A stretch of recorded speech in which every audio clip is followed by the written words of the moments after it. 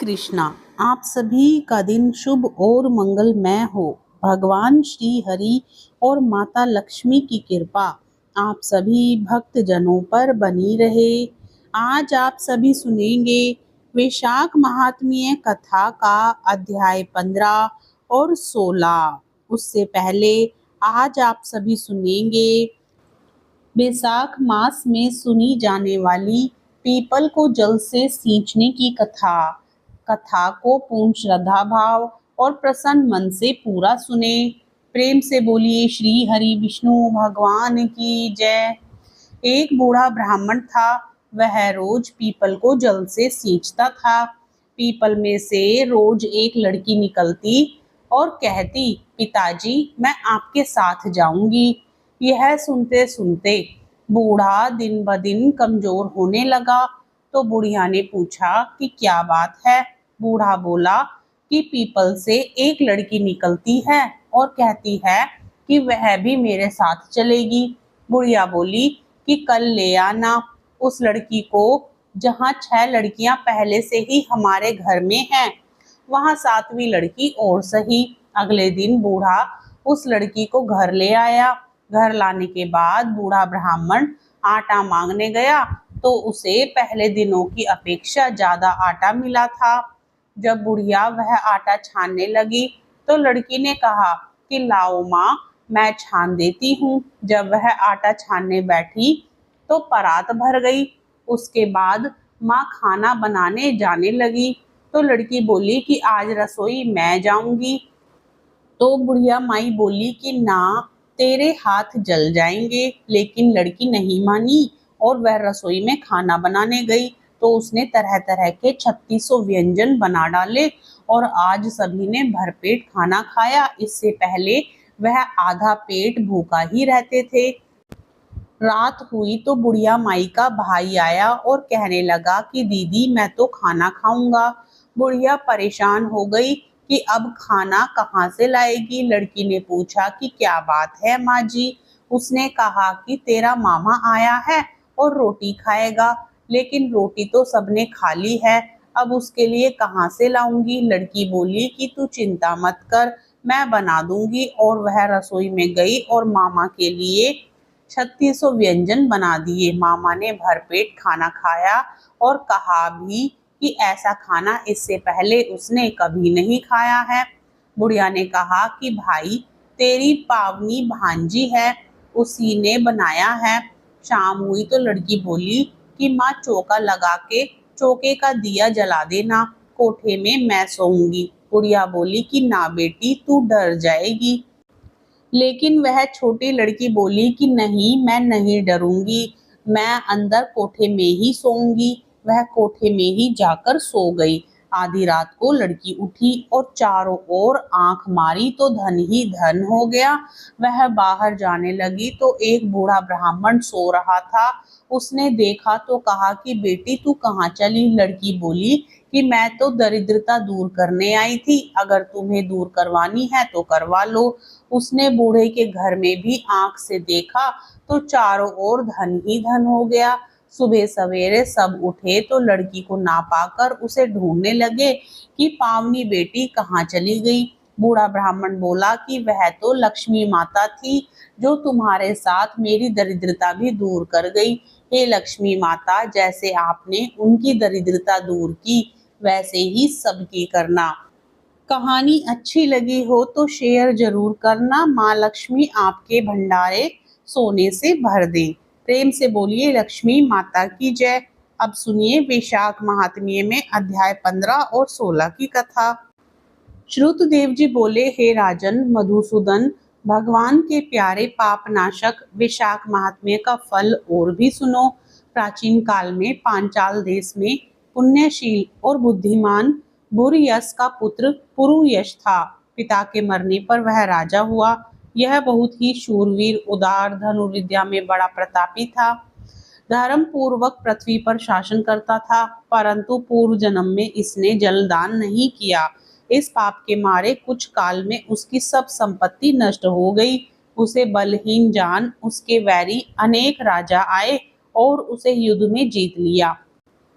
राजा परास्त होकर शिशनी रानी और धात्रादि गण साथ ले जहाँ का मार्ग कोई नहीं जानता था, ऐसी पहाड़ की कंदरा में घुस गया। वहां 53 वर्ष व्यतीत किए। एक दिन अपने सदगुरु को सोचता हुआ अपने गुरु का स्मरण करने लगा। तब याज और उपयाज नाम के मुनीश्वर सर्वज्ञात राजा के पास आ पहुंचे। राजा उन्हें देख सहसा उठ खड़ा हुआ और भक्ति पूर्वक सिर झुका उनके चरणों में गिर गया। दोनों मुनियों ने राजा को उठाया और आंसू पोंछे। तब वन के पुष्पादि से राजा ने मुनियों से प्रश्न किया, हे मुनीश्वरों, मेरे दुख का कारण विस्तार पूर्वक मुझसे कहिए। मेरे सदकर्म करते हुए भी मेरी सारी संपत्ति नष्ट हो गई और मुझे महान कष्ट क्यों भोगना पड़ रहा है। राजा के अत्यंत दुख भरे वचन सुन थोड़ी देर ध्यान कर वे दोनों मुनि याज और उपयाज बोले, हे राजन सुन, तू पहले 10 जन्मों में अत्यंत घोर पापी व्याध रहा है। संपूर्ण जीव मात्र की हिंसा में तत्पर रहा था। तूने कभी भी विष्णु भगवान का नाम न लिया, न ध्यान किया और न उनको नमस्कार किया। हे राजन, ऐसे करते करते तेरे 9 जन्म बीत गए। फिर 10वें जन्म में तू सहस्त्रादि पर व्याघ्र का जन्म धारण कर मार्ग के पथिकों को कष्ट देकर तथा गौड़ देश की प्रजा का मांस भक्षण करके समय बिताया करता था। मृग और पक्षियों के छोटे छोटे बच्चों का वध करने के कारण तेरे इस जन्म में संतान नहीं हुई। तूने विश्वासघात किए, इसी से तुझे सहोदर भाई नहीं मिले। मार्ग में यात्रियों को घोर कष्ट देने से तेरे मित्र नहीं हैं। साधुओं का तिरस्कार करने से तुझे शत्रुओं ने पराजित किया। कभी दान नहीं दिया, इस दोष से तेरे घर में दरिद्रता आई। सदा उद्वेग कराने से तुझे देश से निकाला हुआ। सबका अहित करने से तुझे अत्यंत दुस्सह दुख भोगने पड़े। सदा क्रूर कर्म करने से भोजन भी नहीं मिलता है। इन सभी कर्मों के द्वारा इस जन्म में तेरा राज्य छिन गया। अब हम तेरे सतकुल में जन्म लेने का कारण बताते हैं। जब 10वें जन्म में तू गौड़ देश में था, तब पथिकों को बड़ा कष्ट दिया करता था। एक दिन कटंकमय वन में 2 वैश्य और कर्शन नामक मुनि वहां आए, जिनमें से एक वैश्य को तूने मार डाला और उसका सब धन छीन लिया, और दूसरा अपनी जान बचा अपने धन को कहीं लता पत्रों में फेंक गया। और कर्शन मुनि भी अपनी मृत्यु के डर से धूप में भागे तो तृषा और धूप से व्याकुल मूर्छित हो गिर पड़े। तब तूने वैश्य धन कहाँ पटक गया है, यह जानने के लिए कर्शन मुनि के कानों में फूंक मारी तथा कृमि और कीचड़ मिले हुए खड्डे के जल से उनके नेत्र धोए और पंखे से हवा करने लगा। तब मुनि ने स्वस्थ चित्त हो जाने पर और तेरे पूछने पर वैश्य का धन पेड़ों में फेंक कर भाग जाने की बात कही। तब तू मुनि को सुखपूर्वक चले जाने को कहकर गहन वन में चला गया। यद्यपि तूने अपने कार्य सिद्धि के लिए मुनि की रक्षा की थी, तब भी उस पुण्य के प्रभाव से तेरा जन्म महापुण्यवान विशाल राजवंश में हुआ। अब यदि तेरी इच्छा सुख, राज्य, सायुज्य, मुक्ति आदि प्राप्त करने की है, तो तू इस माधव नाम के वैशाख मास में और अक्षय तृतीया के दिन ब्याई गौ ब्राह्मण को दान दे। शमी, छतरी, प्रतिमा दान कर, प्याऊ लगवा, स्नान कर, माधव भगवान का पूजन कर। इन वैशाखोक्त धर्मों के करने से तेरी विजय होकर साम्राज्य की प्राप्ति होगी और सब सुख भोगेगा और अपने समान पुत्र प्राप्त करेगा तथा सब लोग तेरे वश में हो जाएंगे। साथ ही विष्णु भगवान के साक्षात दर्शन होंगे। ऐसे कुल पुरोहित दोनों ब्राह्मण याज और उपयाज राजा को समझाकर अपने अपने घर चले गए। तब राजा ने अपने पुरोहितों की आज्ञा के अनुसार अपनी बची हुई सेना को संग ले अपने संपूर्ण कुटुंब सहित पांचाल नगरी में प्रवेश किया और वैशाख के सब धर्मों को करने लगा। जब राजाओं ने फिर चढ़ाई कर दी, तब घोर संग्राम कर और उन सबों को जीत उनके राज्य में 10 अरब घोड़े, 3 कोट हाथी, 1 अरब रथ, 10 सहस्त्र ऊंट, 3 लाख गधे अपनी पुरी में लाया और सब राजा कर देने लगे। मधुसूदन भगवान की कृपा से वह चक्रवर्ती राजा हुआ तथा उसके 5 पुत्र बड़े गुणवान, शूरवीर और उदार घृष्टकेतु, घृष्टघुम, विजय, चित्रकेतु, मयूरध्वज नाम के हुए। संपूर्ण प्रजा अनुराग और विश्वास करने लगी। फिर पांचाल देश का राजा निष्काम चित्त हो मधुसूदन भगवान की पूजा के लिए सभी धर्म करने लगा, जिनसे प्रसन्न हो मधुसूदन भगवान ने अक्षय तृतीया के दिन चारों भुजाओं में शंख चक्र पद्म लिए, पीताम्बर धारण किए, वनमाला पहने हुए लक्ष्मी तथा अनुचरों सहित गरुड़ पर चढ़ साक्षात दर्शन दिया। उनके असहनीय तेज को देख राजा ने नेत्र बंद कर लिए। फिर उनके दर्शन कर हर्ष के मारे सब देह में रोमांच खड़ा हो गया, नेत्रों से आंसू गिरने लगे और अत्यंत भक्ति पूर्वक हाथ जोड़ सिर झुका स्तुति करने लगा। श्रुतदेव जी कहने लगे, भगवान के दर्शन के आनंद में मग्न हृदय वाले उस राजा ने तत्काल शीश झुका प्रणाम किया और बहुत देर तक आकुल नेत्रों से विश्वात्म देव जगदीश का चिंतन करता रहा। फिर चरण धोकर जल सिर पर धारण किया और बहुमूल्यवान आभूषण चंदन आदि से पूजन करने लगा। धूप दीप फूल माला नैवेद्य और आत्मसमर्पण आदि से विष्णु भगवान को प्रसन्न कर बोला, हे निर्गुण विष्णु मूर्ते, आपके चरणारविंद धन्य हैं। ये चरण शरणागतों के पाप दूर करने वाले हैं। तुम्हारे चरणारविंद को भूल तृषा से व्याकुल अनेक योनियों में भ्रमण करता हूँ। ना मैंने दान किया, ना साधु सेवा की, ना तुम्हारी कथा सुनी। उस अपराध से शत्रुओं ने मुझे पराजित कर दिया, मेरा वैभव नष्ट हो गया। तब मैं वन में गया। मेरे अपने गुरुओं के स्मरण करते ही गुरु ने आकर मेरी दीन दशा पर दया कर दुख से छुड़ाने का उपाय बताया। उनके बताए वे शाख के धर्म कार्य जो शुभ फल देने वाले हैं मैं करने लगा, जिनके प्रभाव से मुझे संपूर्ण वैभव मिला और मैं अत्यंत प्रसन्न हूँ। हे परमात्मा ने संतों पर अनुग्रह करने वाले तुमको नमस्कार है।